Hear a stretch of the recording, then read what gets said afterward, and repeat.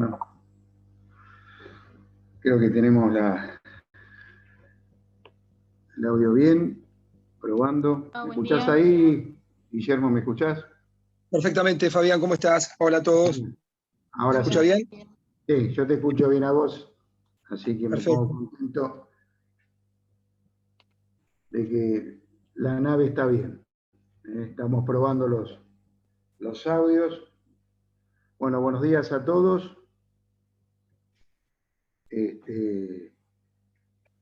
Hoy vamos a tocar un tema recurrente, ¿no? en esta historia del derecho y constitucional. Creo que fue la bolilla 6, si mal no recuerdo, que vieron en la plenaria. ¿No es así? Sí. Sí, profe, eso sí. Ahí está. Nosotros con el profesor Castelo vamos a ver el punto 6.3, 6.4.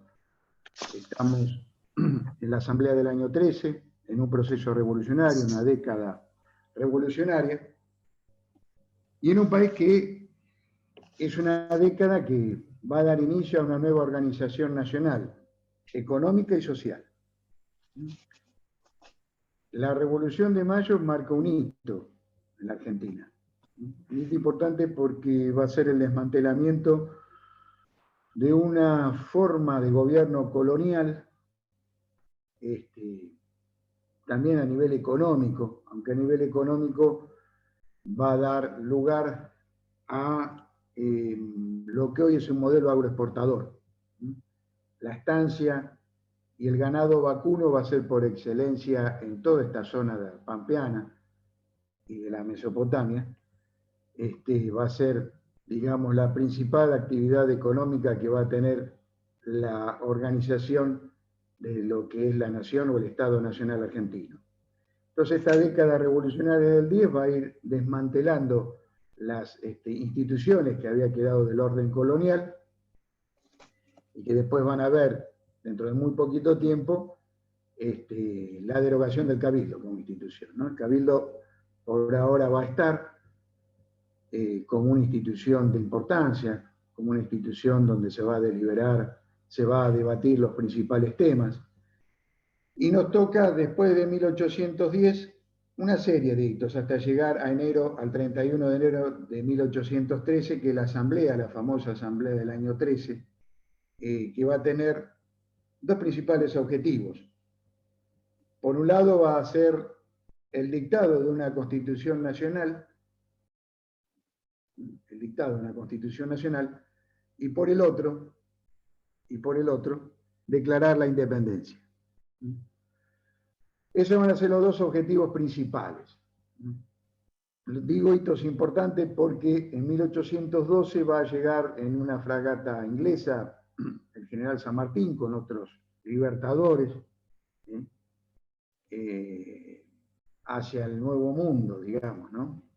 Hacia América, y va a tener su injerencia en la organización institucional y los primeros organismos patrios de aquella época. San Martín comienza a organizar la gran campaña que va a ser el cruce de los Andes, que se va a iniciar en 1817, pero sí va a desembocar en el puerto de la ciudad de Buenos Aires y va a dar lo que nosotros o muchos historiadores se denominaron o el primer golpe de Estado, es decir, va a quitar ese triunviro o ese triunvirato o ese primer triunvirato y va a reemplazarlo por otro triunviro o otro triunvirato. En octubre de 1812 el triunvirato va a estar compuesto por Juan José Paso, Nicolás Rodríguez Peña y Álvarez Jonte. Van a ser los tres, digamos, próceres que van a integrar este segundo triunvirato y que le van a dar un mayor impulso a esas ideas revolucionarias que se venían gestando a partir de los cabildos abiertos, que bien les dijo los otros profesores, de 1806, del 22 de mayo de 1810. Digo cabildo abierto porque comenzaron a organizarse los primeros patriotas, por decirlo así, las primeras cabezas visibles de esa organización revolucionaria, al principio digamos, con una mirada hacia Fernando VII, hacia el rey de España, que había abdicado ya a favor de la ocupación napoleónica en la península ibérica, iba a ser reemplazado España y ese Fernando VII por el hermano de Napoleón, llamado graciosamente Pepe Botella, José Napoleón Pepe Botella, y eso iba a dar lugar a que la alicaída, digamos, el colonialismo español le diera impulso aún más y profundizar las ideas revolucionarias. Ideas revolucionarias que acá en la Argentina, vuelvo a repetir, iba a estar impulsada por unos criollos, por decirlo de alguna manera. Algunos provenían de la logia masónica que había traído la logia Lautaro, que habían organizado desde Inglaterra y hacia América Francisco de Miranda, Sucre, O'Higgins, San Martín, Sapiola, una serie de militares que iban a ser incorporados a esta logia y que iban a tener las ideas libertarias de aquella época de la Revolución Francesa, el parlamentarismo inglés, la división de poderes, iban a traer esas ideas, inclusive ya las habían traído otros próceres, como en el caso de Manuel Belgrano. Manuel Belgrano tuvo una impronta así, traído de la Universidad de Salamanca, él se había recibido de abogado, vuelve en 1794 y fue, digamos, el director del consulado de la ciudad de Buenos Aires, el consulado que hoy se asemeja a lo que es un registro público de comercio. Tenía unas funciones comerciales. O sea que las ideas ya eran traídas de antes de 1810. Ya se iban organizando estas fuerzas revolucionarias en el pensamiento liberal y económico de aquella época. Digo económico porque Belgrano iba a traer las ideas más que nada de la fisiocracia francesa. Dejad hacer, dejad pasar, decía. Donde el Estado tenía la menor injerencia en el intercambio y las transacciones comerciales. Menores trabas. Eso fue digamos, las ideas principales, la fisiocracia por un lado, y que fueron aplicadas en los nuevos gobiernos patrios porque le iban a dar más cabida más adelante, después de la Asamblea de 1813 y la Revolución de Mayo de 1810, a lo que es la producción pecuaria, y después a lo agropecuario, que convirtió a la Argentina en un modelo agroexportador hasta el siglo XXI, que es el alimento, el campo. El campo iba a ser, digamos, la principal actividad económica ya desde antes de 1810, después de 1810 y en la actualidad. Hoy seguimos hablando del campo. Iba a tener injerencia también en el pensamiento revolucionario de aquella época.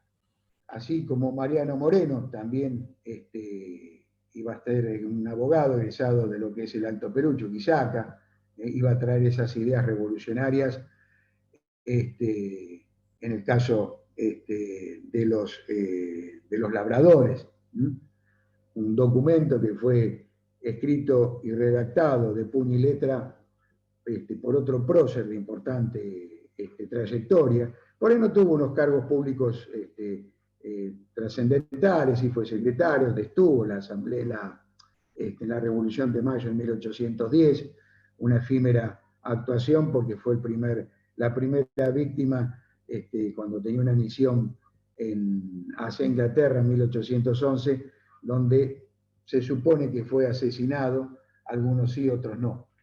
Pero Mariano Moreno había redactado dos documentos importantes, por un lado para los labradores de ambas riberas del Río de la Plata, para que pudieran comercializar sin trabas con los ingleses. ¿Quiénes eran los que más querían la libertad y la revolución en todo el continente americano? Los ingleses. Los ingleses estaban detrás de este libre comercio y por lo tanto de despojar el viejo colonialismo español, enquistado en trabas comerciales, en monopolio, en un contrabando que no podían controlar. Y el contrabando, ¿quién lo ejercía con los comerciantes de la ciudad de Buenos Aires? Eran los ingleses. Los ingleses, después de su revolución industrial, tenían que captar ese mercado internacional, y un mercado importante fue la América, la América española, dominada por el colonialismo español, por la reforma borbónica, y de esta manera poder comercializar sus productos.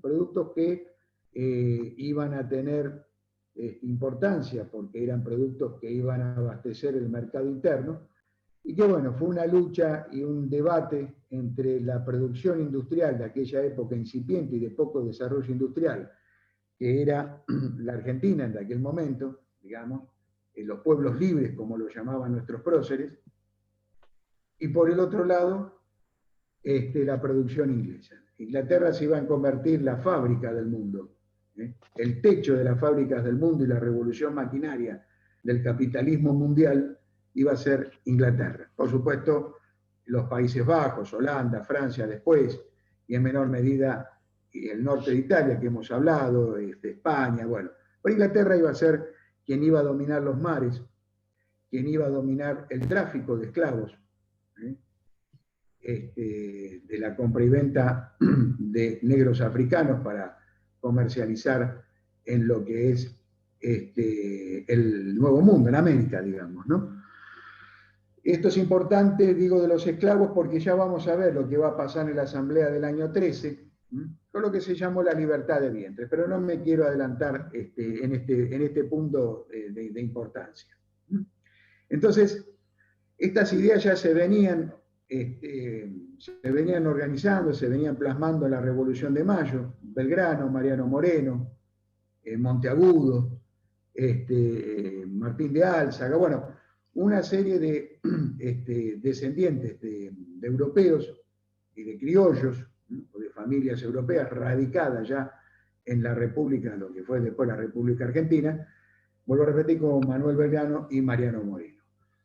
La fisiocracia va a ser importante, vuelvo a repetir, porque la riqueza de las naciones van a estar dadas en la producción agrícola. Después fue agrícola ganadera. Estos hay que tenerlo, como es, hay que tenerlo en cuenta. La menor injerencia al Estado en esa libertad de comercializar. Y tal es así que de importancia, porque la Argentina se va a convertir en la exportadora de cebo y cuero para el Nuevo Mundo, sobre todo para Inglaterra. Ahí va a estar la importancia comercial y la libertad de comerciar con Inglaterra, desde el puerto de la ciudad de Buenos Aires. El puerto de la ciudad de Buenos Aires se va a convertir en el principal mediador, y esa ciudad de Buenos Aires, en el principal mediador entre la provincia de Buenos Aires y el resto de del resto del territorio de aquella época, que van a ser las provincias de la Mesopotamia. Las provincias exportadoras de ganado, exportadoras de cueros y cebo. Ahí me están preguntando. Y el tasajo va a ser después. Esa carne dura que le iban a vender a Brasil y a las islas del Caribe, para alimentar a los esclavos. Eso se iba a convertir en la principal exportación de la República Argentina. Y el puerto iba a recibir, ¿sí? Nosotros le damos la materia prima, y el puerto de la ciudad de Buenos Aires iba a recibir toda la manufactura que iban a producir los ingleses. El ponche inglés, iba a decir.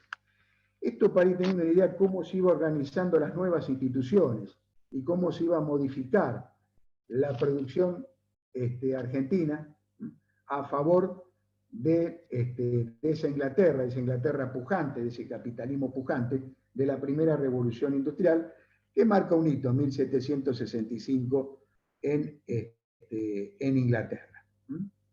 Bien, lo de Inglaterra lo dejamos y seguimos con lo que es la Argentina. En este periodo revolucionario, en esta década revolucionaria, hay dos hitos. Por un lado, lo que yo les mencioné, estas ideas, la llegada de San Martín, la conformación del segundo triunvirato que iba a despojar un poco las ideas, digamos, más conservadoras del primer triunvirato, la Junta Grande, y le iba a dar impulso a otro hito importante histórico, ¿no?, en esa década revolucionaria del 10, que fue la Asamblea del año 13. Tal es así que, vuelvo a repetir, se conforma el segundo triunvirato, sigue estando Juan José Paso, este abogado, por ahí de poca, no digo trayectoria política, porque tuvo un fervor revolucionario muy importante este abogado. Tenemos que decir que los abogados estuvimos no solamente en el ejercicio liberal de la profesión, sino también en puestos importantes.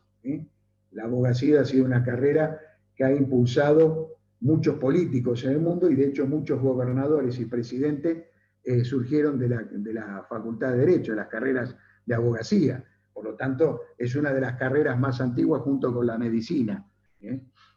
Pero no vamos a hablar de historia de la medicina. Pero para que lo tengan importante en la cabeza: Mariano Moreno, Manuel Belgrano, Juan José Paso, y otros eran militares. La carrera militar y la carrera de abogacía fueron importantes para muchas revoluciones del mundo, para muchos levantamientos. ¿Por qué digo esto? Porque la abogacía siempre va a entender cómo se conforma el Estado, cómo se forman las leyes, cómo se debate. Aún hoy en día, digamos, ¿no? Eso entre comillas. Pero por eso muchos fueron abogados y militares. De hecho, Saavedra y San Martín fueron los militares que más injerencia tuvieron en ese primer gobierno patrio. Y bueno, igual la llegada de San Martín iba a dar un impulso a lo que después fue el cruce de los Andes y la conformación del segundo triunvirato de 1812. Este segundo triunvirato iba a, digamos, a desplazar a otro personaje de la historia que inclusive fue apedrada a su casa, que fue Bernardino Rivadavia, que después va a tener injerencia en la segunda década revolucionaria, mal llamada anarquía, de 1820 en adelante, que fue la reforma rivadaviana. Pero eso es otra cosa. Entonces, este segundo triunvirato iba a impulsar una asamblea porque se necesitaba de manera casi inmediata declarar la independencia de la monarquía española y dictarse una constitución. Nosotros no teníamos una constitución. Por supuesto que la constitución va a darse 40 años después, el 1 de mayo de 1853, aunque hubo dos ensayos constitucionales, uno lo va a dar ahora Guillermo. Entonces, es importante organizar institucionalmente. En lo económico ya comenzábamos a comercializar con otros lugares, con otras potencias, en caso de Inglaterra, después Francia, Holanda, pero en primer lugar Inglaterra. Ya no iba a haber un monopolio. La aduana va a ser otro problema también del nuevo gobierno patrio, porque la aduana iba a estar, ¿dónde iba a estar alojada? En la ciudad de Buenos Aires, la aduana de Buenos Aires. Y la recaudación iba a quedar, en principio, en ese gran puerto de la ciudad de Buenos Aires, que históricamente va a ser un factor importante de decisiones. Y la aduana va a ser el principal organismo de recaudación de lo que nosotros llamamos la exportación e importación. Esto pasa en el mundo entero, un tema importante como la aduanera. Entonces había que impulsar un principal objetivo, que era declarar la independencia y dictarse una constitución. Esto va a ser impulsado por el segundo triunvirato, y se va a organizar en la Asamblea del año 13, de 1813, ese gran verano inolvidable, que el 31 de enero va a tener su principal, digamos, su primera sesión. Dos objetivos va a tener, vuelvo a repetir, no se lo olviden: declarar la independencia y darse una constitución. Los dos objetivos no iban a ser cumplidos. Los dos principales objetivos no fueron cumplidos. Bien, Y había que convocar, ¿qué? Diputados y representantes del interior en aquella época. Representantes del interior de los pueblos libres, de los hombres libres de aquella época. Esa sociedad sana, se podría decir, quien tenía derecho a ser elector, a ser elegido y a elegir, y a ser elector. Eso se iba a organizar en en la ciudad de Buenos Aires. Van a ser 2 diputados por cada ciudad del interior, estoy hablando de Tucumán, estoy hablando de Montevideo, estoy hablando de Chuquisaca, de Tarija, toda la zona del Alto Perú, que conformaba ese virreinato. Ese virreinato, 2 virreinatos, el del Alto Perú y el nuevo virreinato del Río de la Plata. Por lo tanto, iba a ser muy difícil convocar a todos esos representantes a una convocatoria plena. Por un lado, ¿por qué? Porque los realistas, el colonialismo español, iba a intentar, por todos los medios, y más que nada militar, de recuperar el Alto Perú. Entonces, muchos representantes de aquella época no iban a llegar a tiempo o no iban a llegar directamente a la ciudad de Buenos Aires para declarar la independencia y para dictarse una constitución. Por otro lado, la forma que se iban a convocar, la forma que se iban a elegir, va a ser una votación indirecta de estos diputados. Iba a haber un reglamento interno en esa asamblea del año 13 muy riguroso, muy firme, para que no haya lugar a dudas en la incorporación y en la elección de esos diputados. Una votación indirecta que iba a ser parecida en la ciudad de Buenos Aires, calculen que no llegaba a 40.000 habitantes en aquella época, y que iba a ser parecida a distritos o circunscripciones, donde se iba a elegir por cada tanto de habitantes, por cada cantidad de habitantes. ¿Esto qué significa? Esto significa que se le iba a dar prioridad en este reglamento interno a la ciudad de Buenos Aires, porque se le iba a dar lugar a una representación para ocupar 4 bancas en esa asamblea. Y el resto de los pueblos libres de las ciudades de aquella época, ciudades y gobernaciones, iba a ser 2 habitantes.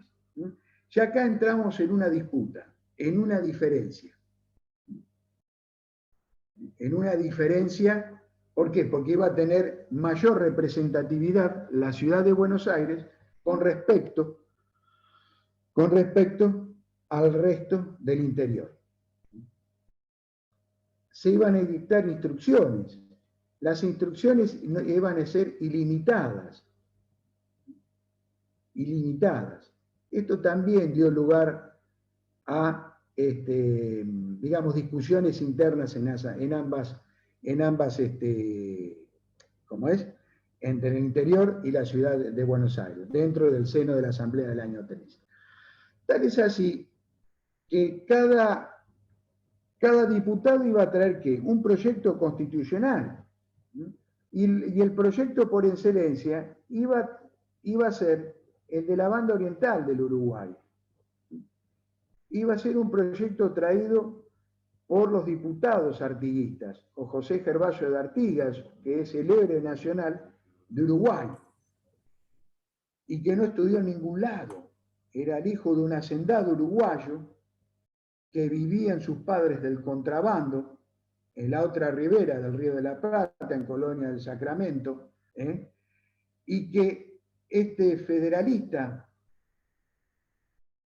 uruguayo iba a traer ideas muy distintas al centralismo porteño.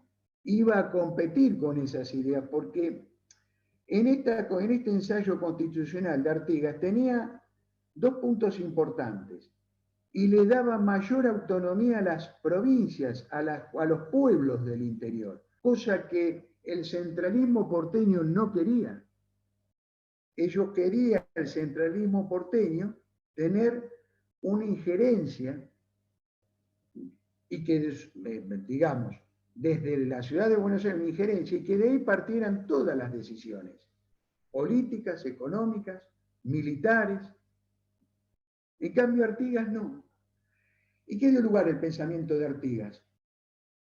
Algo parecido que quería ese, digamos, filósofo político Thomas Paine, una confederación. Thomas Paine, un inglés radicado también en Estados Unidos. Esto es algo alegórico, eso también lo tuvo Dorrego, una mayor confederación. ¿Qué significaba la confederación? Que se respetaran las autonomías de los pueblos libres. Una vez caído la corona española, dar la autonomía a los pueblos, darle importancia a esa producción económica que se iban desarrollando. Y que haya un pacto de unión. Eso se llama confederación. Un pacto de unión. Una confederación buscaba Artigas. Que se le diera voz y voto al criollo, al mestizo, al negro, al zambo.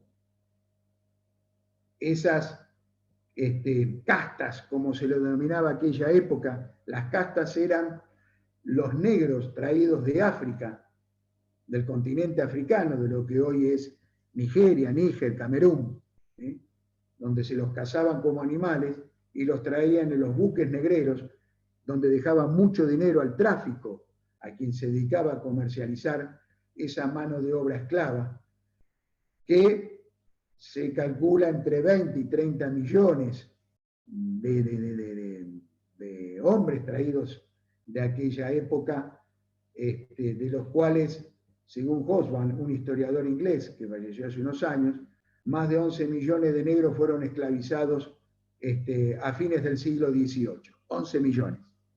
Para que tengan una idea por qué la Asamblea del año 13, uno de los puntos a legislar fue la libertad de vientres.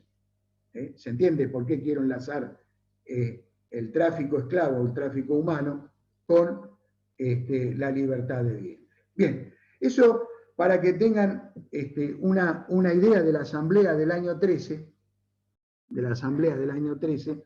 cuáles fueron los puntos a legislar. Vuelvo a repetir, no hubo constitución, hubo ensayos constitucionales traídos de otros lugares, pero ninguno tuvo, ninguna constitución se sancionó, tampoco se declaró la independencia. Pero sí la Asamblea del año 13 tuvo su labor legislativa. Ahora bien, en este punto, vuelvo al tema de Artigas. Artigas iba a mandar 2 diputados, fue invitado, pero esos diputados iban a presentar sus papeles para debatir estos temas, sobre todo el tema constitucional, pero fueron echados de la Asamblea del año 13 porque según la historia, estos diputados artiguistas no tenían sus papeles en orden, por decirlo de alguna manera. Es decir, buscaron una excusa para que el pensamiento de Artigas no estuviera dentro de la Asamblea del año 13. Otro punto importante, ¿por qué fue rebotado, digamos, el proyecto de Artigas? Porque traía algo muy importante, que fue la libertad de culto. La libertad de culto iba a ser, digamos, algo que no iba a ser bien visto por la Iglesia Católica. Esto es porque la Iglesia Católica iba a seguir teniendo injerencia, y sigue teniéndola, en las decisiones políticas y económicas del nuevo gobierno patrio. Salvo algunos curas más abocados a los pensamientos revolucionarios, pero eran muy pocos. La Iglesia Católica iba a estar más abocada en la defensa de la corona española que a una libertad de vientres. ¿Se entiende? Que a un liberalismo económico. ¿Por qué digo esto? Porque la Iglesia Católica iba a ser propietaria de grandes extensiones de tierra. Iba a tener mano de obra esclava dentro de esos grandes territorios, de esos grandes latifundios que era característico en aquella época. Entonces se iba a declarar como religión oficial dentro de la Asamblea del año 13. Una religión oficial. No iba a haber libertad de cultos.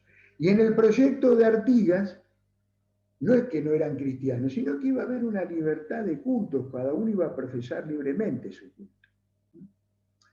El otro tema a tocar dentro de la asamblea del año 13 fue una especie de inmunidad a las declaraciones de los diputados. Esa especie de fuero, nadie iba a ser molestado, arrestado, salvo por decisión de todos los representantes que iban a ser o que iban a estar dentro del seno de la asamblea del año 13. Ningún diputado podía ser molestado por manifestar su opinión política en ese debate. Digo esto porque se tenía que debatir, además de la Constitución, qué forma de gobierno le íbamos a dar al nuevo gobierno patrio. ¿Qué forma de gobierno? ¿Qué íbamos a hacer? ¿Qué hacer? Decíamos.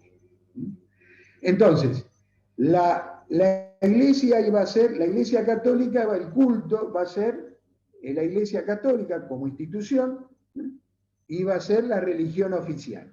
Dentro del seno, se iba a declarar así, dentro del seno de la iglesia católica. Por otro lado, esta inmunidad parlamentaria, si se podía decir, nadie podía ser molestado, sí podía ser arrestado cualquiera en infragante delito y podía ser destituido con la prohibición de asumir nuevos cargos públicos. Entonces, ahí vamos organizándonos en esta asamblea del año 13. La forma de elección, indirecta, el voto cantado a viva voz, era público, no había una papeleta, no había el voto secreto. El voto siempre fue cantado, hasta el año 1912, a viva voz, se decía. Los electores y representantes y elegidos iban a surgir del seno de una aristocracia. ¿Por qué? Porque el negro no iba a votar, ni el indio, ni el mestizo, ni el mulato. No iban a tener ni voz ni voto, por decirlo de alguna manera. Pero esto entre comillas. Entonces, las clases más bajas no iban a tener, si bien había un fervor revolucionario con la rebelión de Tupac Amaruc en el Perú, iba a haber un fervor revolucionario de los esclavos de Haití y Santo Domingo en las Antillas. Haití va a ser el primer país que se va a declarar independiente de la corona, del colonialismo francés, con Toussaint Louverture, un negro del cual Simón Bolívar habla de él. Y esto es importante, ¿por qué? Porque los esclavos del Caribe iban a llevar a cabo lo que fue las declaraciones de los derechos civiles del hombre de la Revolución Francesa de 1789. Iba a ser el primer país de América Latina en libertarse. Haití, hoy el país más pobre del mundo. ¿Y esto qué tiene que ver? Esto tiene que ver con la esclavitud en Brasil, en Uruguay, en Perú y en el Río de la Plata, digamos, en lo que es el Estado, en la República Argentina. Entonces, acá tenemos un punto importante. ¿Le vamos a dar libertad a los negros? Y sí, pero ¿por qué le teníamos que dar libertad? Porque ya no convenía mantener un esclavo y darle de comer y educarlo conforme a las leyes de aquella época. Entonces, la libertad de vientre significaba que todos los hijos de esclavos nacidos en el territorio de la República Argentina, por decirlo de alguna manera, iban a ser libres. Libres.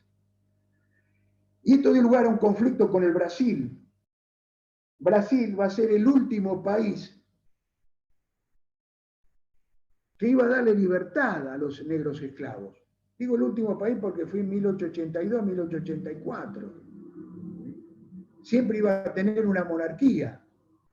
A Brasil nunca le importó la división de poderes. Sin embargo, hoy es una potencia mundial. Hoy es una potencia, con sus problemas económicos. Pero no voy a eso. Quiero darle esos detalles históricos. Entonces, ¿qué voy a tener un conflicto? Porque los esclavos del Brasil iban a huir hacia el territorio argentino. ¿Por qué? Porque nosotros le dimos la libertad al esclavo, que fue llamado liberto, la libertad al esclavo. ¿Y esto significó qué? Bueno, en el modo de producción de aquella época significó una liquidación de un sistema colonial que se combinaba entre un sistema feudal y un sistema esclavista. Nada más ni nada menos. Y otro de los puntos que va a tocar la Asamblea del año 13, es derogar esas instituciones traídas por el colonialismo español, que fue la encomienda, la mita y el yanaconazgo. La labor legislativa se llama eso. Cuando ustedes escuchen hablar en el mundo entero de qué hacen los diputados y senadores en un parlamento, en un congreso, se llama labor legislativa, que es lo que tienen que ir a trabajar, a legislar proyectos, a proponer proyectos de ley. Bueno, esto se hizo en la Asamblea del año 13. Libertad de vientres, derogación de la mita, el yanaconazgo y la encomienda, que hemos hablado en las clases anteriores.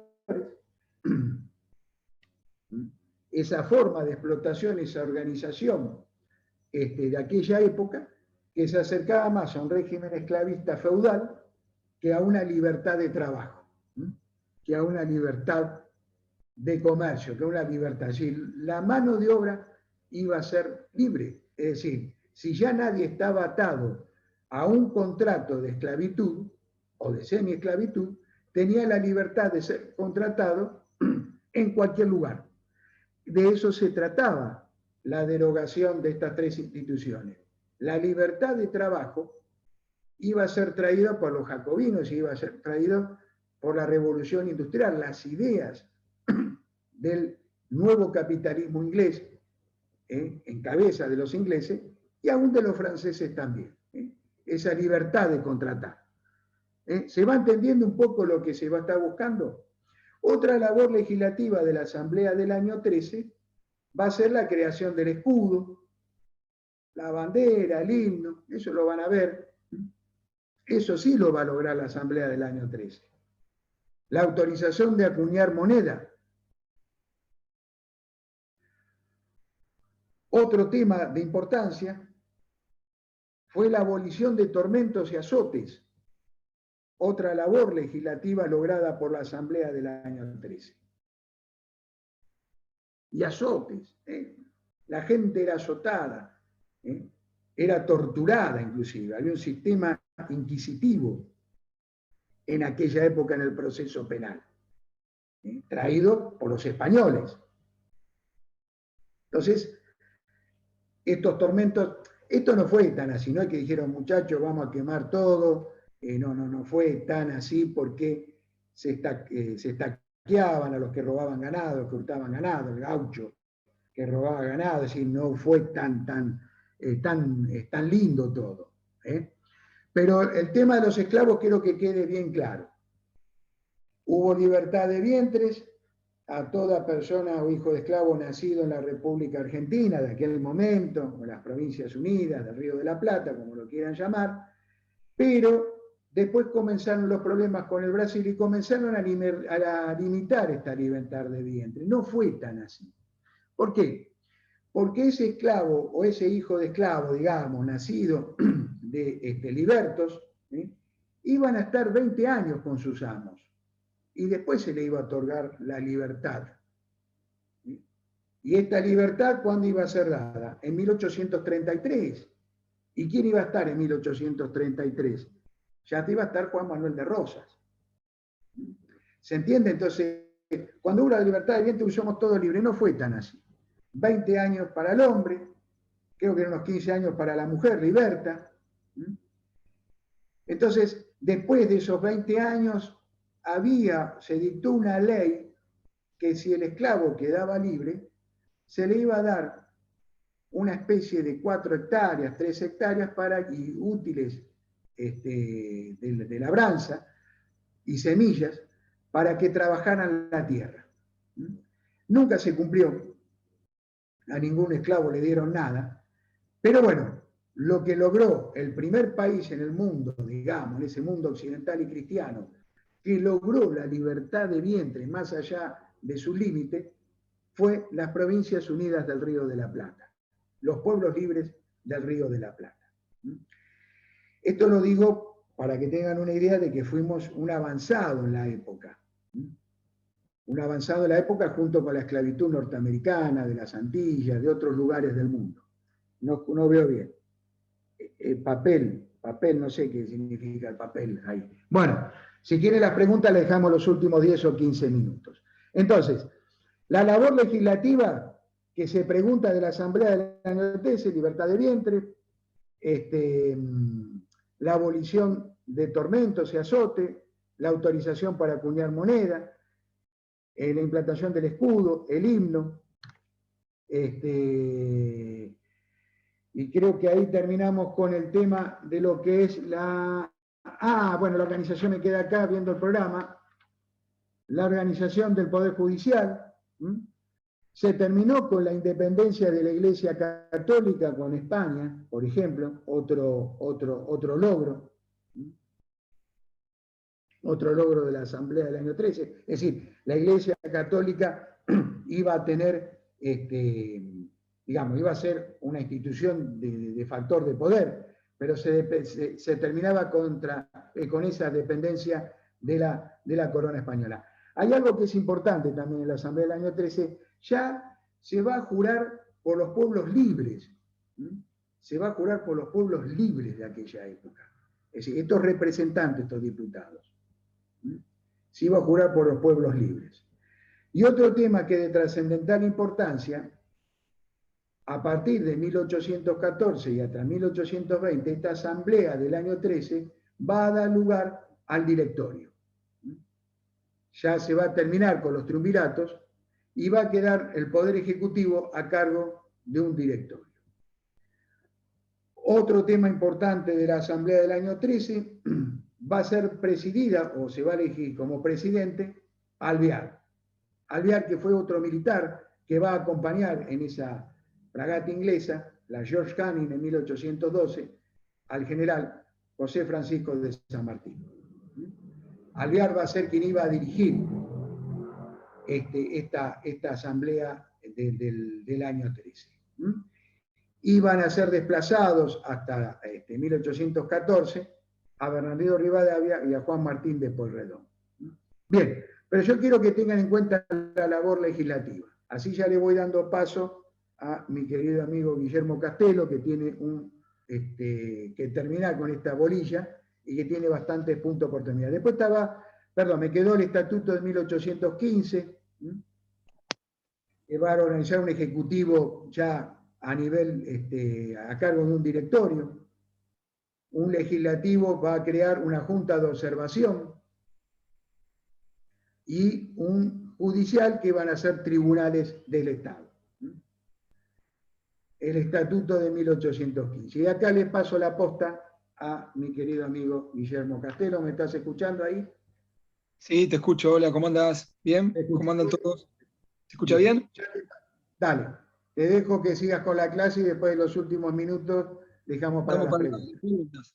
Bueno, lo importante de este estatuto también, Fabián, que vos nombrás, el Estatuto Provisional de 1815, que era de carácter unitario, estaba elaborado por esta Junta de Observación que tenía funciones legislativas, y lo más importante de este estatuto era que tenía que invitar a las provincias, uno de los artículos decía que tenía que invitar a las provincias a que nombren diputados, les decía a las provincias que nombren diputados para ir a Tucumán, digamos, a dictar la Constitución y a declarar la independencia.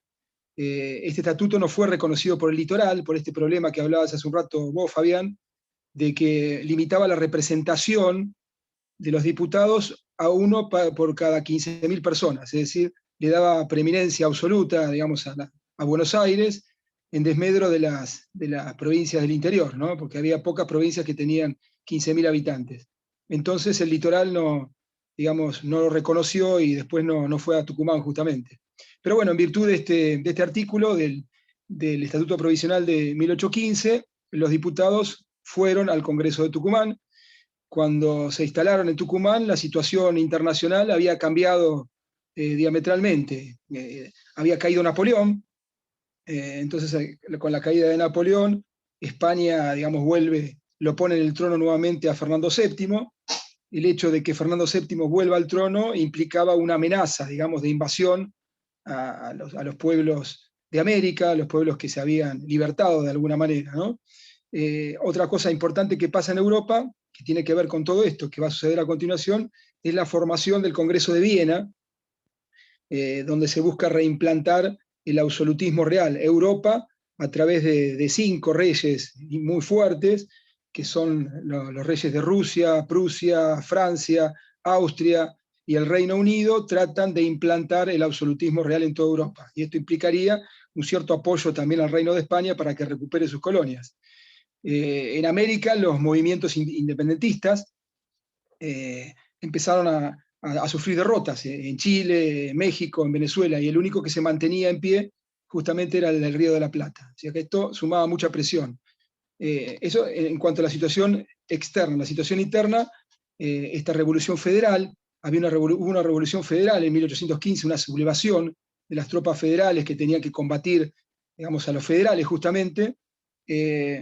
Digamos, cambiaron el mapa, digamos, empezó a nacer el federalismo, empezaron a hacer los requerimientos de las provincias, la idea de Santa Fe de separarse administrativamente de Buenos Aires, y el estatuto provisional, este que hablábamos recién, de 1815, que de alguna manera limitaba la representación de las provincias del interior a un diputado por cada 15.000 habitantes, trajo un montón de problemas por los cuales terminaron no yendo al Congreso de Tucumán. El Congreso de Tucumán hubo 21 diputados, de los cuales 7 pertenecían a la provincia de Buenos Aires. No estuvo representado en el Congreso de Tucumán ni el Banda Oriental, ni el litoral. Cuando hablamos del litoral hablamos de Santa Fe, de Entre Ríos, Corrientes. Sí estuvo Córdoba, la provincia de Córdoba envió sus diputados, que fueron 21 en general. Lo nombran a Juan Martín de Pueyrredón como nuevo director, director supremo. Los directores supremos fueron 7, desde el año 13 hasta el 20, todos cayeron, todos, del primero al último, cayeron en virtud de estas rencillas, de esta guerra solapada a veces abierta entre el litoral y Buenos Aires, sobre todo entre Santa Fe y Buenos Aires.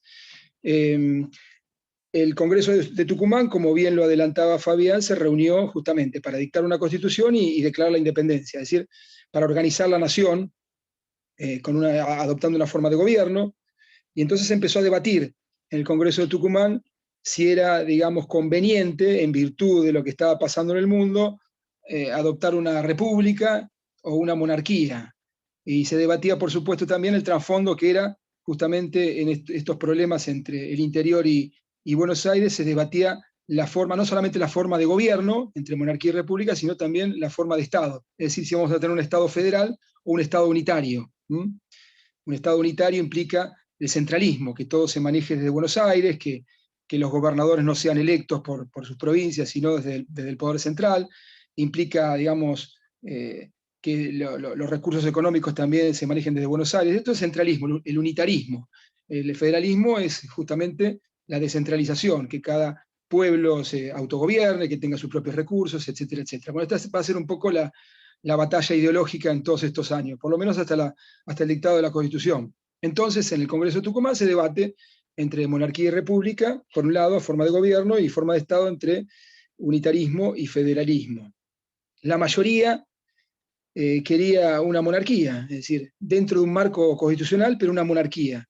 Quería un poco emular lo que estaba pasando en Europa, había monarquías constitucionales, ¿no? Belgrano, por ejemplo, uno de los grandes próceres de nuestra argentinidad, quería también una monarquía presidida por algún descendiente de la dinastía inca, igual que San Martín, que resida en Cusco, es decir, en lo que es Perú actualmente, ¿no? Bien, estas son un poco las ideas que se debatieron y no llegaron, digamos, a nada demasiado concreto, y lo vamos a ver cuando veamos dentro de un rato la Constitución del 19 y cómo se plasman todas estas ideas monárquicas, de alguna manera, y también se termina de decidir entre unitarismo y federalismo. Se declara la independencia en forma unánime, el Congreso de Tucumán declara la independencia en forma unánime, y luego de esto se traslada la Asamblea a Buenos Aires. La Asamblea de Tucumán se traslada a Buenos Aires. Se dicta el reglamento provisorio de 1817, que es una especie de modernización, de puesta a punto del reglamento del 15, que va a regir justamente provisionalmente hasta el dictado de la Constitución del 19. Modifica muy poco el Estatuto del 15, refuerza la autoridad del Director Supremo, sigue siendo de carácter unitario, es más, refuerza el unitarismo, elimina la facultad que estaba en el Estatuto del 15 de las provincias de designar a sus autoridades locales, ahora lo va, digamos, a nombrar directamente el Director Supremo. Se suprime esta Junta de Observación, que tenía una especie de carácter legislativo, de contralor, que fiscalizaba el Poder Ejecutivo, se termina de suprimir con el Estatuto de 1817, que, como les dije recién, es de carácter provisorio, pero que ustedes lo pueden leer. Esto está en cualquier página de internet, tienen el Estatuto Provisorio, que deberían leer. Estatuto Provisorio, les digo 2 o 3 cositas. Se dictó el 3 de diciembre del 17, empieza hablando de los derechos que competen a todos los habitantes del Estado, derechos a la vida, a la honra, a la libertad, a la igualdad, a la propiedad, a la seguridad. Establece la religión católica, apostólica romana como religión de Estado, es decir, una religión única, bajada del Estado, obligatoria desde el Estado. El capítulo 4 arranca diciendo que cada ciudadano es miembro de la soberanía de la nación. El poder legislativo,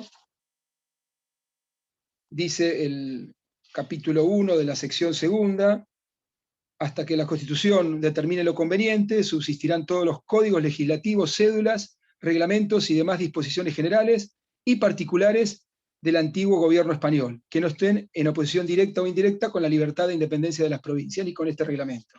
Es decir, pone nuevamente al derecho español, en definitiva, mientras no se oponga a estas ideas de la libertad y demás.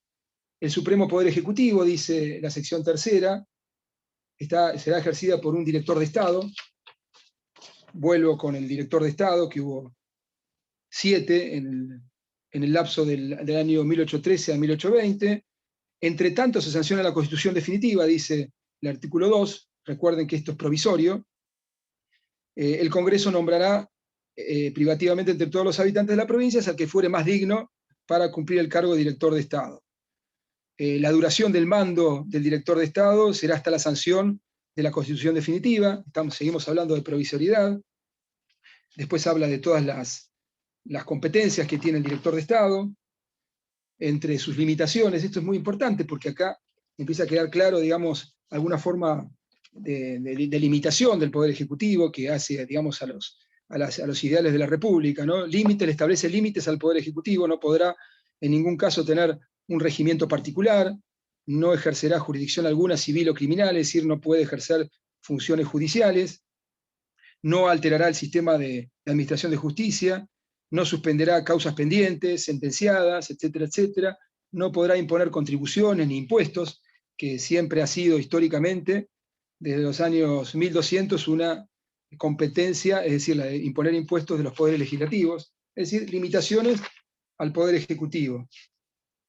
El capítulo 1 de la sección 5 habla de la elección de los gobernadores, que se hará arbitrio del Supremo Director del Estado. Es decir, el Supremo Director del Estado va a ser quien nombre a los gobernadores. Por eso hablábamos de su carácter eminentemente unitario, ¿no? Y por último, otro punto importante que encendió la mecha también de problemas con el interior, es el capítulo 5, donde habla que los representantes o diputados que han de asistir al Congreso General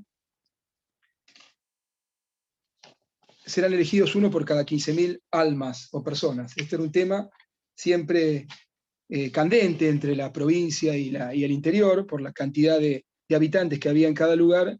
Buenos Aires terminaba teniendo preponderancia o la mayoría de los diputados en todos los congresos y asambleas. El último punto importante, la sección 7, ustedes recuerdan los decretos de libertad de imprenta, de seguridad individual del año 1811. Bueno, este estatuto de 1817 los incorpora en su totalidad. Incorpora los reglamentos de seguridad individual y libertad de imprenta. Arranca las acciones privadas de los hombres, que de ningún modo alteren al orden público, igual que la Constitución del 53 en su artículo 19. Bien, esto es el reglamento de 1817, reglamento provisorio, que rige provisionalmente, como les dije, hasta la Constitución del 19. Finalmente, en abril de 1819, el Congreso sanciona la Constitución de las Provincias Unidas, la primera de las tres grandes constituciones, con 138 artículos, que establece un gobierno centralizado, unitario, que tiene como fuentes, esto es importante porque está en un punto el 6.3, dice, del 6.4, habla justamente de las fuentes de la Constitución del 19, que son la Constitución de Cádiz, la Constitución española, republicana, de 1812, la francesa, de 1791, y la Constitución de Estados Unidos de 1786-87. Estas son las fuentes de la Constitución de 1819, que no tiene una forma definitiva de gobierno, es decir, que podría adecuarse incluso hasta una monarquía, ¿no? Porque tiene poderes, le dan poderes muy fuertes al Poder Ejecutivo. Se establece por primera vez un Congreso bicameral, de poder, digamos, un poder legislativo con una Cámara de Diputados y una Cámara de Senadores. Establece que la religión es católica, igual que el Estatuto de 1817, establece la obligatoriedad de la religión católica.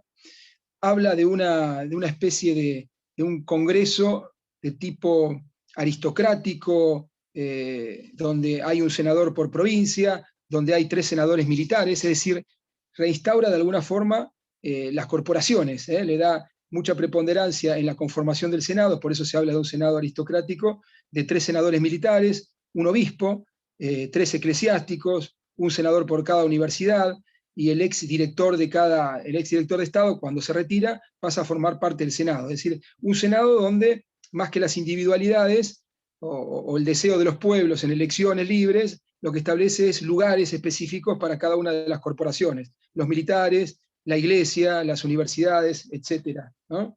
Fíjense ustedes, el capítulo 2 de la Constitución del 19, formarán el Senado los senadores de provincia, cuyo número será igual a las provincias, 3 senadores militares, un obispo, 3 eclesiásticos, un senador por cada universidad, tiene que tener 30 años cumplidos, 9 de ciudadano, un fondo de 8.000 pesos, es decir, tiene que tener cierta riqueza, durarán en su cargo 12 años, y también lo conformará este Senado el exdirector de Estado, hasta que sea reemplazado por el que lo suceda, ¿no?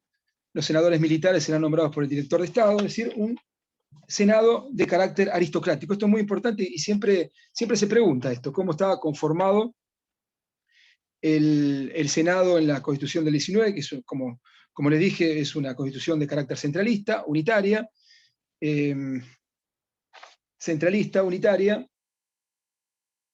con una religión católica obligatoria, ¿sí?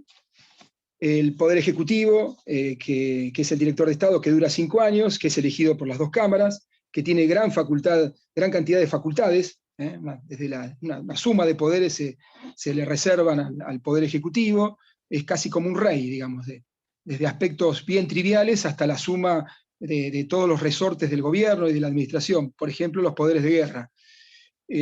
Subestima esta Constitución, se dice que es unitaria porque subestima a las provincias como verdaderas entidades autónomas, se dice que tenía proyecciones monárquicas, la Constitución del 19 justamente porque podía adaptarse a una monarquía, haciendo algunos cambios menores, la integración aristocrática del Senado donde se restauran las corporaciones, el que no, digamos, le dedique un capítulo especial a la organización, a los derechos y deberes de las provincias, justamente lo convierte en una constitución de carácter unitario, no les reconoce existencia como estados particulares, y por todos estos motivos la Constitución del 19 terminó siendo un fracaso, porque de alguna forma reflejaba las tendencias monárquicas, aristocráticas, unitarias, con lo cual estaba conformado el Congreso.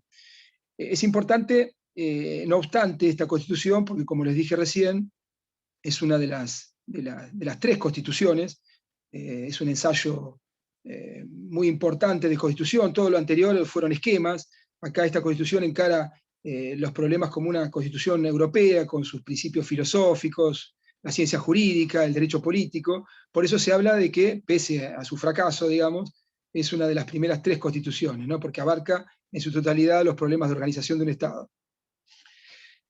todo esto desemboca de alguna manera estas desinteligencias entre la provincia de Buenos Aires, el interior, el hecho de haber dado una constitución unitaria que no era aceptada por el interior, desemboca en la crisis del año 20, donde se desintegra el gobierno central, donde empieza otra etapa de nuestra historia constitucional. La situación exterior también había cambiado en el año 20. En el año 20 se sublevan en Cádiz, en Puerto de España, en el sur de España, las tropas que debían embarcarse a América para recuperar estos territorios perdidos en manos de los libertadores. Bueno, se sublevan, dicen, no, nosotros no vamos a América. Entonces el peligro español de alguna forma queda, digamos, de alguna forma menguado, ¿no? Por otra parte, San Martín triunfa en Maipú, asegurando la independencia de Chile, es decir, ya en el oeste no había que temer. En abril del 18 la batalla de Maipú fue muy importante justamente por eso. Los portugueses derrotan a Artigas. Artigas había conformado la Liga de los Pueblos Libres, había, digamos, influenciado mucho en los pueblos del litoral, comandados por Artigas, y Artigas es derrotado en Tacuarembó, justamente, de alguna manera consentido por Buenos Aires, esta derrota en manos de los portugueses. Y esto fue importante porque, como les comentaba Fabián hoy, Artigas había levantado la bandera del federalismo, había soliviantado las provincias en contra del poder de Buenos Aires.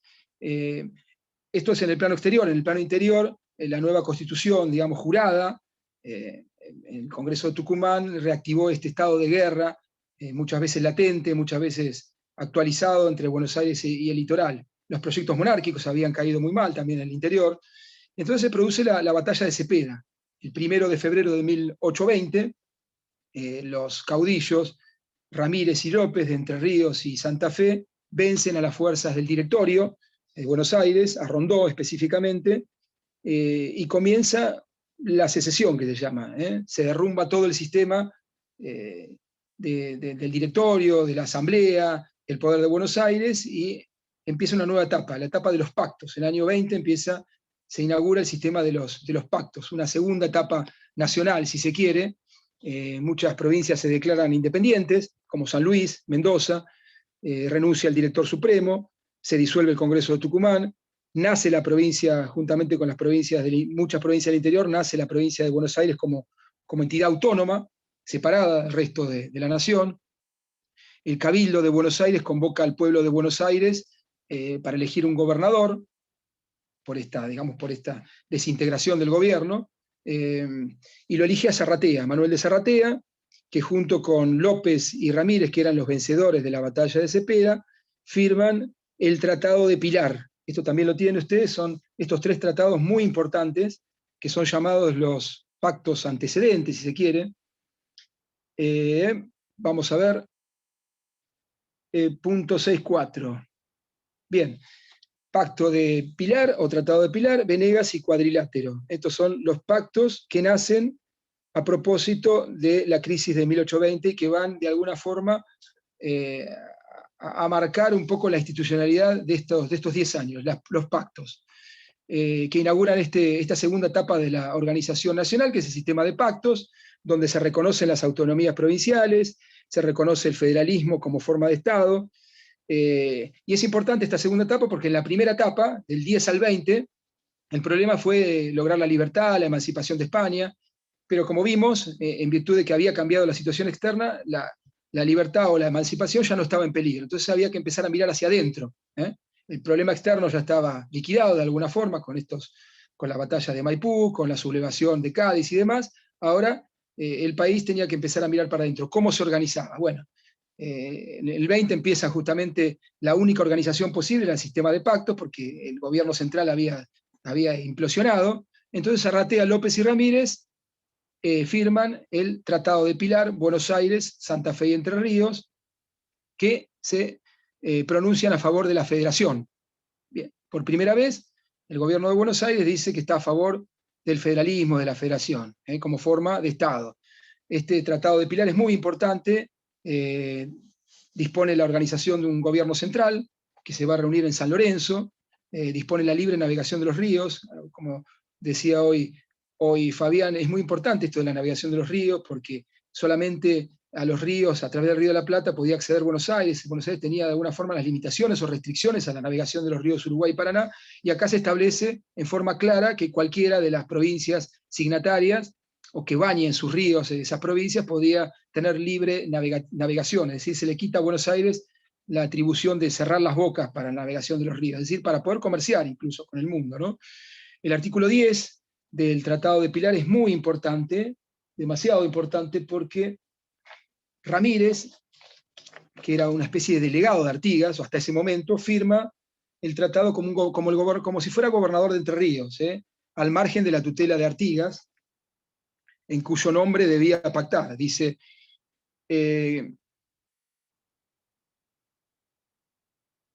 bueno, el artículo 10, aunque las partes contratantes estén convencidas de que todos los artículos arriba expresados son conformes con los sentimientos y deseos del excelentísimo señor capitán general de la banda oriental Artigas, según lo expuesto, bla, bla, bla, bla. Bueno, de alguna manera el artículo 10 encendió la mecha entre Artigas y los caudillos, porque justamente después Artigas no aceptó el tratado porque limitaban la acción de Artigas a la banda oriental. Ramírez de alguna forma se autoconfirmó como gobernador de Entre Ríos, que no era porque era el delegado de Artigas, y en una especie de proclama de independencia pacta libremente, se libera Ramírez de la tutela de Artigas.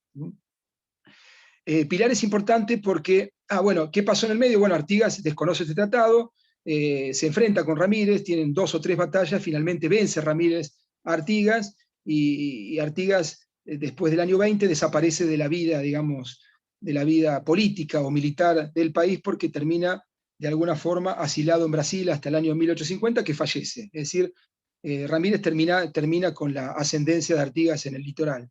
El Tratado de Pilar es muy importante porque, como les decía hace un rato, algunos autores creen que es el primer pacto del preámbulo, esto que habla de los pactos en el preámbulo de la Constitución Nacional. Para otros autores es un pacto antecedente y no preexistente, como dice el preámbulo, pero lo que sí es cierto es que es una manifestación muy fuerte digamos, de la afirmación del federalismo, y consagra 3 principios fundamentales, el Pacto de Pilar, y por eso es tan importante. Consagra el federalismo, la idea de nacionalidad, pese a que estaban todas las provincias separadas, hay una idea de conformar una nación en común, y por supuesto el tema de la autonomía provincial.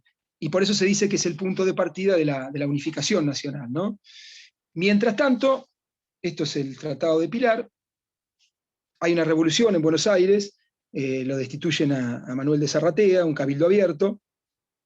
Buenos Aires no cumple con lo establecido en el Tratado de Pilar, y luego de algunos movimientos políticos en Buenos Aires, nuevamente se enfrentan Buenos Aires y Santa Fe en Cañada de la Cruz. Cañada de la Cruz, una batalla importante donde se enfrentan Soler, como miembro, digamos, del poder de Buenos Aires, y Estanislao López como caudillo gobernador de Santa Fe, que vence López nuevamente. Es decir, López vence a Soler en Cañada de la Cruz, y se designa después de esta batalla gobernador a Martín Rodríguez. Y se firma el Tratado de Venegas entre Santa Fe, luego digamos, de la batalla de Cañada de la Cruz, vuelven a sentarse en las mesas de negociaciones y se firma el segundo tratado, el Tratado de Venegas, entre Santa Fe y Buenos Aires.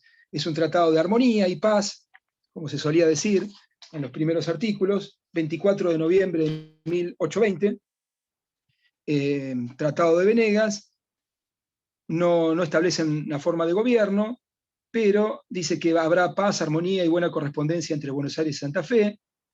Promoverán, dice su artículo 2, eficazmente la reunión del Congreso de Córdoba, es decir, convoca a una reunión, a un Congreso de Córdoba, para terminar de organizarse institucionalmente. El gobernador de Córdoba, que era Bustos, el caudillo Bustos, va a ser el mediador, es decir, el garante de este acuerdo, que se termine de cumplir este acuerdo. Se fija una indemnización a favor de Santa Fe de 25.000 cabezas, justamente a través de este Tratado de Venegas, y aquí hace su aparición Juan Manuel de Rosas, que va a ser justamente quien aporte estas 25.000 cabezas, quien paga estas 25.000 cabezas de Buenos Aires a Santa Fe. Importante también el Tratado de Venegas es que no fija una forma de gobierno, como lo hizo sí el Tratado de Pilar, pero de alguna forma reconoce el federalismo, porque firma en pie de igualdad una provincia de Santa Fe como una provincia de Buenos Aires. El Congreso de Córdoba, que había sido convocado por el Tratado de Venegas, van representantes de todas las provincias, menos las provincias de Entre Ríos, de Corrientes y de la Banda Oriental. El Congreso de Córdoba no logran pasar de las sesiones preparatorias, es boicoteado por Buenos Aires. Buenos Aires estaba, sobre todo a través de la figura de Bernardino Rivadavia, estaba viendo con preocupación cómo se establecía un nuevo polo de poder, que no era Buenos Aires, justamente en Córdoba, en la provincia mediterránea. Entonces Rivadavia empieza de alguna forma a boicotear la conformación de este Congreso de la ciudad de Córdoba y finalmente termina revocando los poderes de sus diputados, que se retiran del Congreso de Córdoba. El reemplazo del Congreso de Córdoba, justamente al no producirse, es el Tratado del Cuadrilátero. Tratado de Cuadrilátero, el tercero de los 3 tratados que inician esta nueva etapa de la Organización Nacional, se dicta del 15 al 25 de enero de 1822 en Santa Fe. Tampoco declara explícitamente la forma federal de gobierno, no llama a un congreso, pero de alguna manera reconoce la independencia de las 4 provincias contratantes, que son Santa Fe, Buenos Aires, Entre Ríos y Córdoba. Bien, se reúnen en Santa Fe, establece una firme paz y unión permanente, un reconocimiento de cierta igualdad e independencia entre las provincias, establece la libre navegación de los ríos, dice de que por ahora, por el momento, no se va a realizar este congreso, no alude a la forma federal, no llama al Congreso, pero lo deja limitado a una futura invitación, ¿no? Se comprometen, hablan de un diminuto Congreso de Córdoba, es decir, lo minimizan, se comprometen a no reconocer, a no ir a Córdoba y a no reconocer el Congreso de Córdoba, y como les dije, es el sustituto legal del Congreso de Córdoba, ratifica el federalismo, ratifica la nacionalidad, pero la cosa no cambia. Como hablaba Fabián hoy, digamos, el tema de la navegación de los ríos, de la aduana, del puerto único, no cambia demasiado, no alteró el sistema rentístico pese a estas declaraciones de federalismo y demás. Este artículo es importante, el artículo 13, no considerando útil al estado de indigencia y devastación en que se encuentran las provincias de Santa Fe, Entre Ríos y Corrientes, digamos, retiran la concurrencia al diminuto Congreso reunido en Córdoba, dice. No es conveniente por las circunstancias actuales, etcétera, etcétera. Entonces, digamos, boicotean el Congreso de Córdoba y dejan librado, de alguna manera, que las provincias contratantes en algún momento instalen un Congreso general, con las invitaciones correspondientes, etcétera, etcétera. Es decir, tampoco se establece una invitación para un Congreso que era necesario justamente para dictar una Constitución. Lo importante de todo esto es que en 1810, para terminar, nace la libertad. En 1820, después de la dispersión que se produce de la crisis del 20, se mantiene o se instituye y se reconoce el sistema federal y nace una época de los pactos. En 1820 cae el Congreso de Tucumán, cae el directorio, cae el centralismo, caen los intentos monárquicos, se terminan las invasiones a las provincias, nace la provincia de Buenos Aires como una entidad autónoma, cada provincia empieza a darse sus constituciones, sus propias instituciones, queda librada muchas provincias a su suerte, empiezan a ensayar gobiernos propios, erigiendo sus propias instituciones, nombrando sus gobernantes, como si fueran verdaderos estados particulares. Y ahí en el 20, justamente, como única forma de interacción posible entre las provincias que estaban todas dispersas, nacen los pactos. Los pactos tenían 2 funciones, respondían a 2 objetivos, uno de carácter permanente, que era justamente ratificar la cohesión nacional, la idea, digamos, el ideal de llegar a una constitución, al dictado de una constitución federal, que siempre está latente en todos estos pactos, y un objetivo de carácter práctico, no tanto permanente, que es resolver los problemas del día a día, los problemas de la guerra, del comercio interprovincial, de los impuestos, de las aduanas, de la navegación de los ríos, de los límites territoriales, de la lucha contra los indios, etcétera, etcétera. Es decir, estos instrumentos, estos pactos que nacen en el año 1820 fueron los únicos instrumentos que rigieron las relaciones interprovinciales en toda la década. Y vuelvo con esto porque es importante. Significaron, de alguna manera, el reconocimiento de las autonomías provinciales y el federalismo como forma de Estado. Esto nace en el año 1820, con la disolución del gobierno central. Bueno, Fabián, yo terminé el punto 6.4. Bien. Con la crisis del año 20 y el nacimiento de estos La tres crisis pactos. del año 20, está bien. Los pactos quedan para la otra bolilla, pero has adelantado un tema importante que fue la década de los pactos. Así es. Y alianzas entre las provincias, sobre todo Buenos Aires, Entre Ríos, Santa Fe y Corrientes. Así es. El Y pacto del Uruguay se va a cuadrilátero, independizar. lo firmó Santa Fe, Entre Ríos, Buenos Aires y Exacto. Corrientes. Yo creo que dije Córdoba, pero no, era Entre Ríos, Buenos Aires, Santa Fe y Corrientes. Y Corrientes. Está claro. Eso tener en cuenta, igual lo vamos a profundizar. Adelantaste un tema importante, hablaste de la Constitución del 19. No sé si hay alguna pregunta, alguien levantó la mano por ahí. Quedamos Vamos con las estos preguntas. minutos. 12 minutos. Nos quedan Fabián, unos minutos. para Fabián. Sí, escucho. Dijiste que San Martín participó del primer golpe de Estado. Estamos hablando del triunvirato. Sí. El periodo de la Revolución. ¿Podemos hablar de Estado? Porque el Estado es monárquico. Bueno, si se llama golpe de Estado, si se le podemos llamar golpe de Estado. Y vos lo dijiste.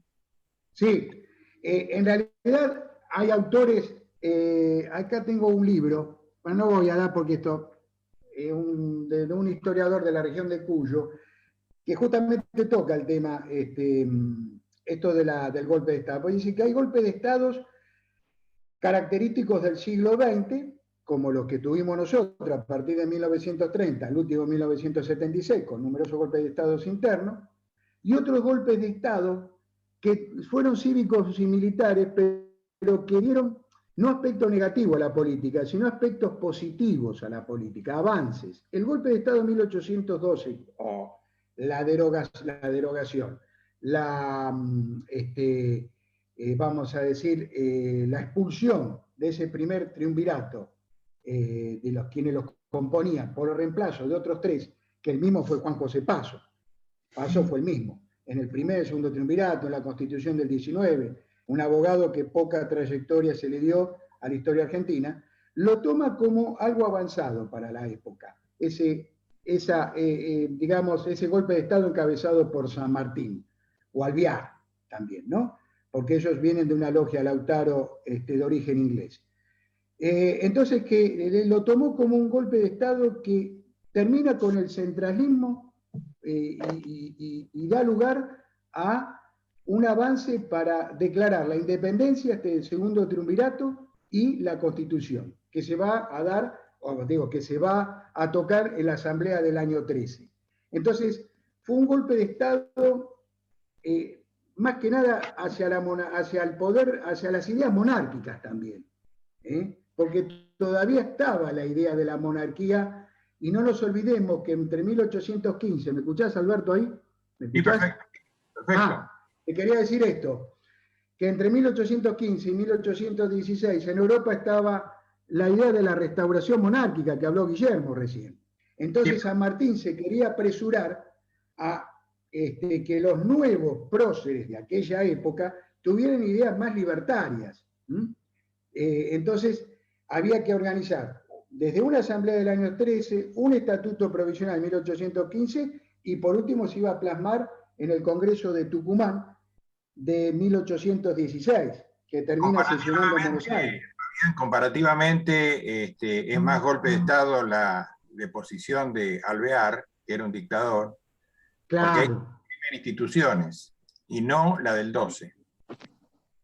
Claro, bueno, la de Alvear fue más proclive al directorio. Por eso podemos decir, claro, bueno, ahí la idea monárquica, ahí hay una lucha de ideas, porque no nos olvidemos que estos próceres vienen de universidades y educación militar europea. Nosotros, salvo Mariano Moreno, creo Monteagudo, bueno, habrían estudiado, creo que estudiaron en Chuquisaca. Mariano Moreno no, venía de Chuquisaca.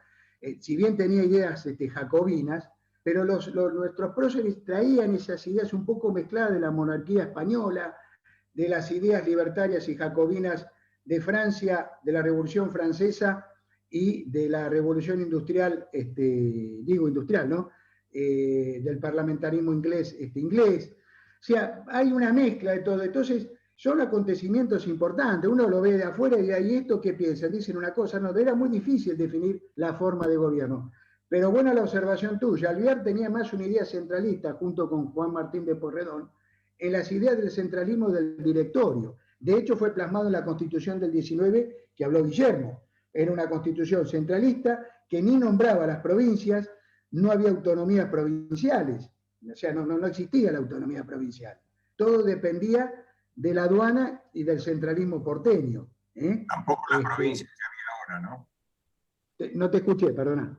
Tampoco las provincias que hay hoy. Tampoco las provincias que hay hoy. Ahora, ¿por qué las provincias del litoral empiezan a tener un poder hegemónico en el mercado interno y en la política?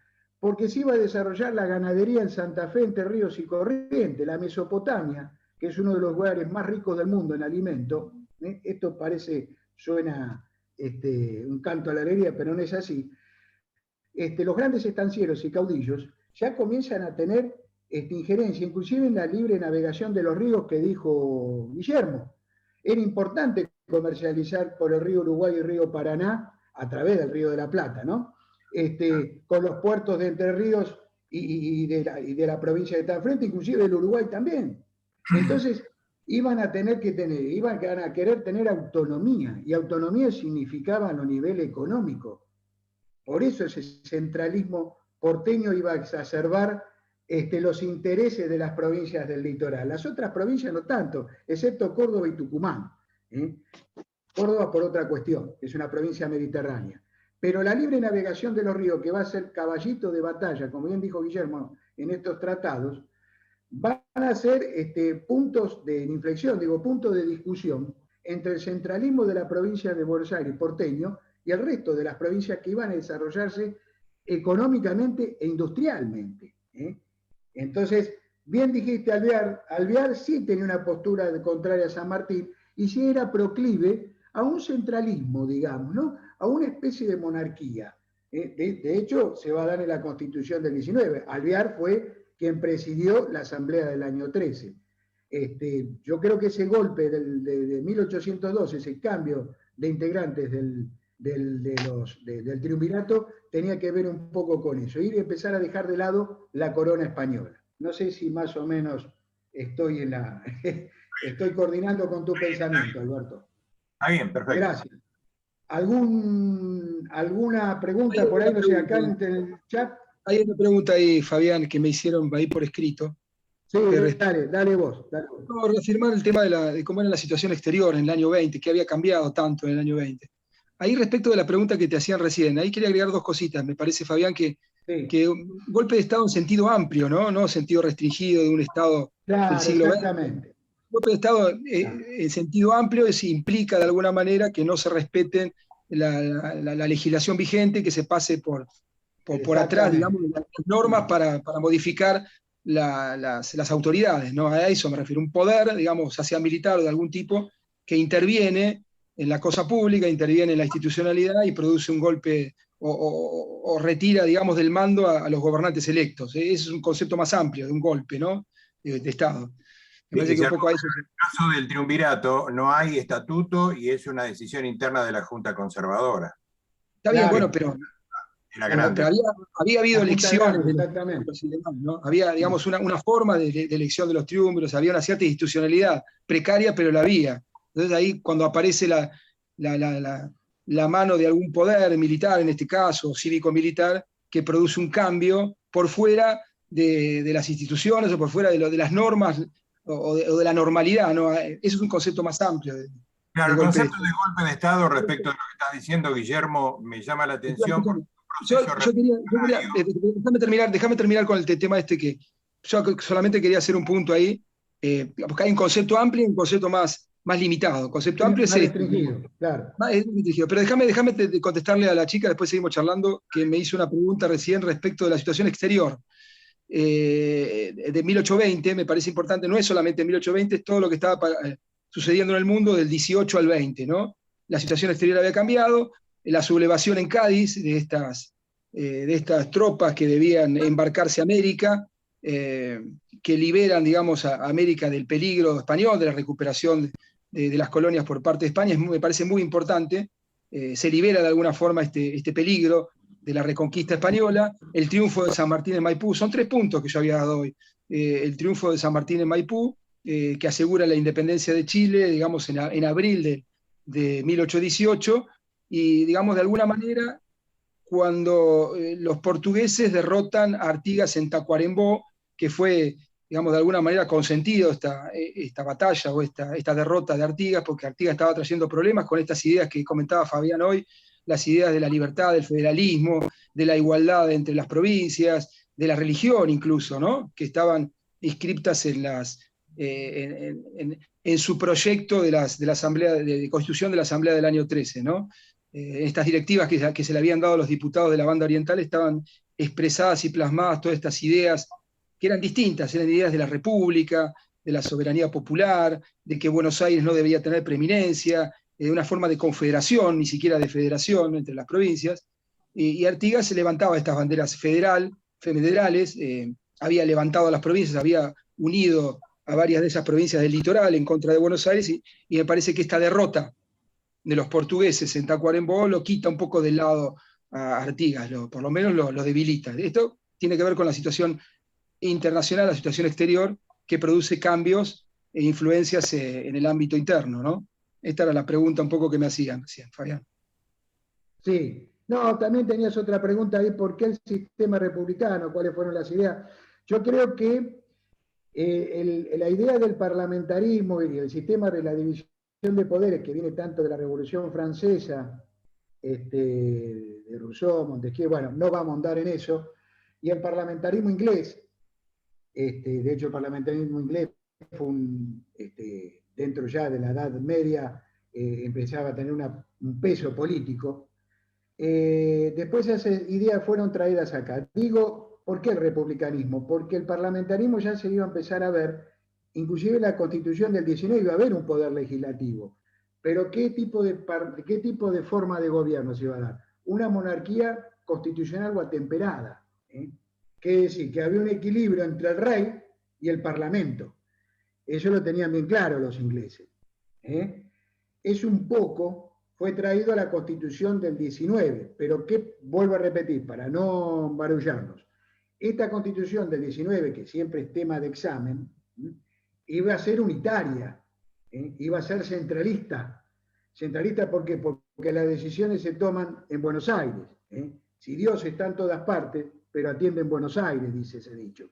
Entonces, tenemos ahí esa, digamos, por decirlo así, una triste historia entre los intereses de las provincias del interior versus los intereses de la ciudad de Buenos Aires, a nivel político, a nivel económico, a nivel tributario también, porque la aduana iba a ser también una característica política tributaria centralista, porque quien recaudaba era el puerto de la ciudad de Buenos Aires, en desmedro de las industrias artesanales de la Mesopotamia, ya sea de Entre Ríos y Corrientes, y la provincia que está enfrente de Santa Fe.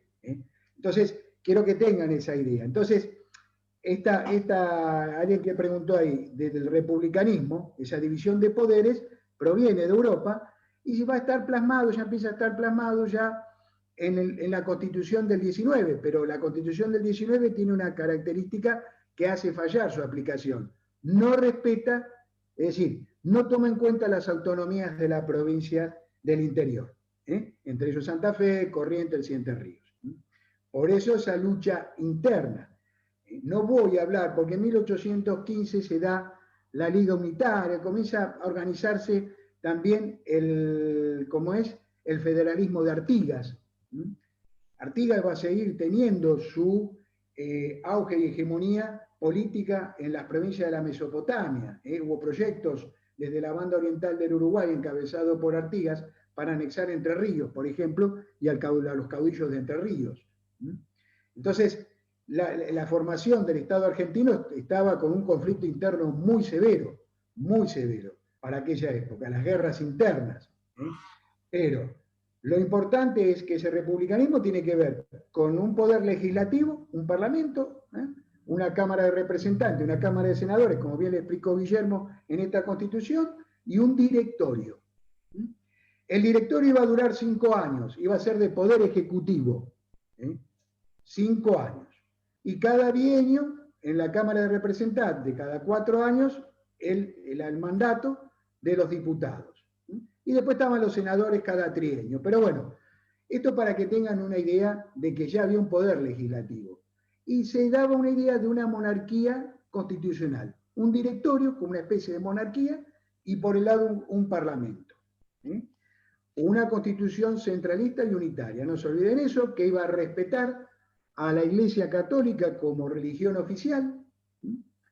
Se iba a respetar también los del decreto de seguridad individual. Una libertad que iba a ser el antecedente del artículo 19 de la Constitución Nacional.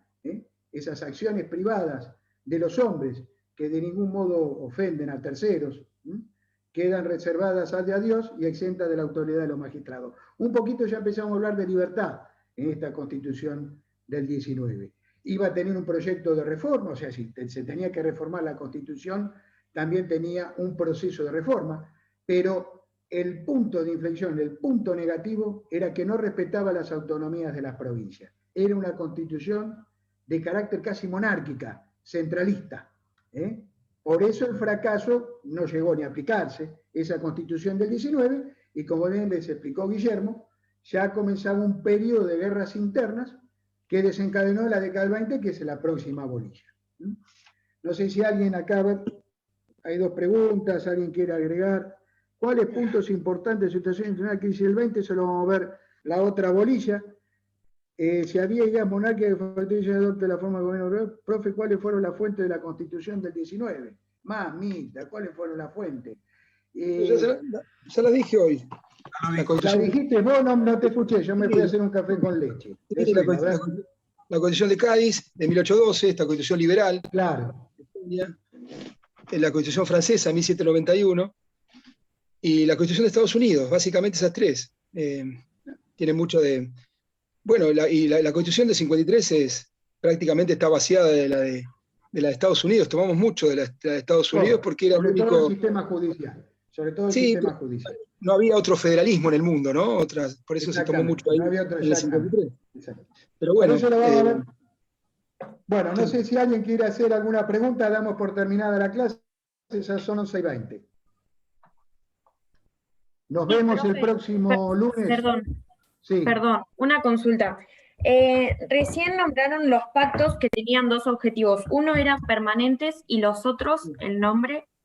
No, digamos, sí, pero era coyuntural, digamos, resolver problemas prácticos, si se quiere. Uno permanente, de la idea de la institucionalidad, de tener una nación en común, de ir hacia una constitución, de conformar una Argentina. Eso siempre estaba en todos los pactos, de alguna manera todas las provincias que pactaban tenían la idea de en algún momento constituirse como nación. Y el otro es resolver problemas prácticos, problemas de todos los días, de navegación de los ríos, problemas de cómo se luchaba contra los indios, problemas de guerra, problemas de comercios interior entre las provincias. Esos son los problemas que resolvían los pactos a partir del 20. De carácter permanente por un lado y de carácter práctico con todas estas cuestiones que tenían que resolver las provincias entre sí. Al no haber un gobierno central, las provincias entre sí resolvían a través de pactos todos estos problemas que se suscitaban en la vida diaria porque eran los únicos instrumentos. No había un presidente, no había una organización legislativa central, no había una convención, no había nada, había solamente pactos entre provincias. Judiciales también, Guillermo. También, claro, por supuesto. Cambio de prisioneros, límites provinciales. Sí, límites provinciales, eso resolvían un montón de, digamos, entre Corrientes y Entre Ríos. Era un problema que todavía no estaban divididas bien las provincias, ¿no? Los límites provinciales. Compañero, ahí se quedó usted con la idea del coup d'état francés. Para usted el coup d'état nace con Francia.